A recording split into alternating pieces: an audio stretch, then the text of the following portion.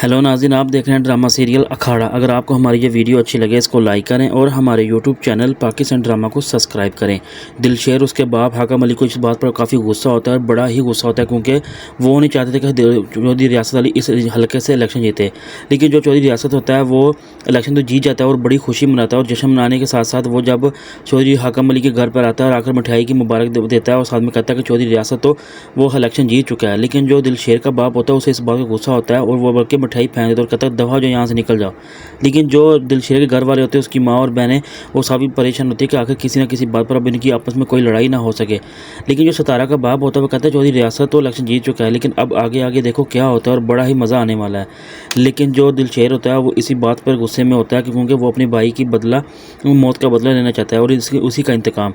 लेकिन जो रियासत होता है वो अपने बेटे के कहने पर अशरफ खान का जिम बंद करवा देता है, यानी कि सील ही करवा देता है। लेकिन जो अशरफ खान होता है वो इस बात से कहता है कि आखिर आप लोगों को क्या मसला है जो आप मेरे जिम को बंद कर रहे हैं, इसमें मेरा किसी बात का कोई लेना देना नहीं है।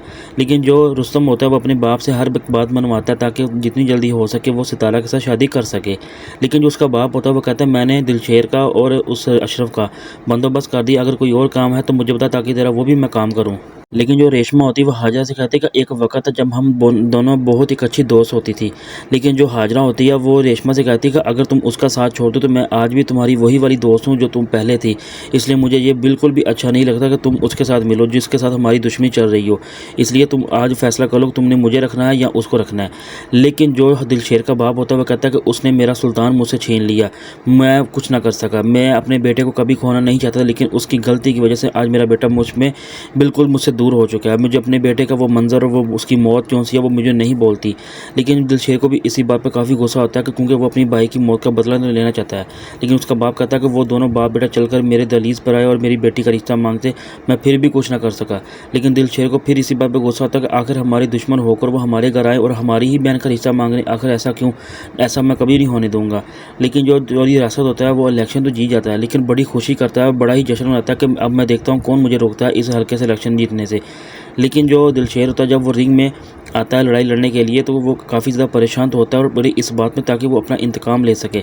लेकिन ये जो औरत होती है वो दिलशेर से कहती है कि आज की फ़ाइट बड़ी अहम और इम्पोर्टेंट है, इसलिए तुम्हें आज हर हाल में इस फाइट को जीतना होगा। और हाँ, मैं तुम्हें ये बताना चाहती हूँ कि इसमें गलती की कोई गुंजाइश नहीं होनी चाहिए, लेकिन तुम अंजाम अच्छी तरह जानते हो। अपनी पूरी जान लगा के तुम्हें आज ये किसी न किसी तरह इस फाइट को जीतना होगा ताकि जो भी मेडल है वो तुम्हारे नाम हो सके। लेकिन जो दिलशेर होता है वो इसे कहता है कि तुम इस बात की बिल्कुल भी फिक्र मत करो, आज जो मर्ज़ी हो जाए, आज इस फाइट का मैं ऐसा अंत करूँगा कि हर हाल में मैं ही ये सारी फाइट जीतूँगा।